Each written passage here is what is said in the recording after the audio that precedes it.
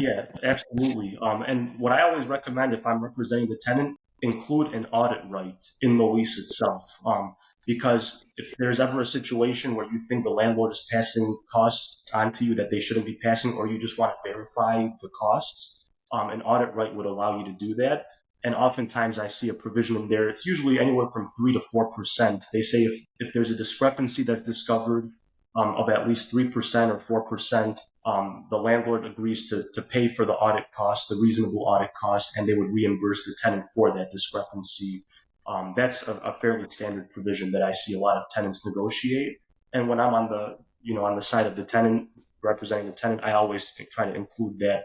I think it's a reasonable right to have just to encourage transparency and to maintain a good relationship between the landlord and the tenant going forward. That's a great tip. As far as audits go, who are you finding is typically who fronts the expense of those audits, and how often is a reasonable number in a given year or term? In terms of how often is it reasonable to audit these Yeah, expenses? is that typically going to be at the tenant's expense, and is there a limit to a reasonable limit to how often they can do that? Yeah.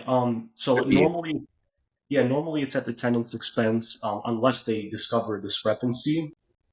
And if it's a discrepancy that meets the threshold that's specified in the lease, then the landlord would be required to reimburse the tenant for that audit. Um, but I would say, once a year wouldn't be unreasonable.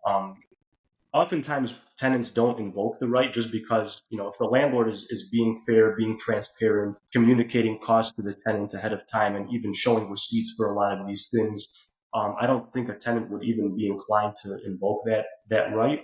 It really just comes up if a landlord, if it seems like a landlord is passing on costs that they shouldn't be passing on pursuant to the terms of the lease, or if the tenant just feels like some of the costs have gone significantly higher than what they were initially expecting, then the audit right would come into play. But it encourages transparency because a landlord, knowing that the tenant has the right to audit books and records and is able to get reimbursed if a discrepancy is found, the landlord would be less inclined to add certain costs to these expenses that they shouldn't be adding,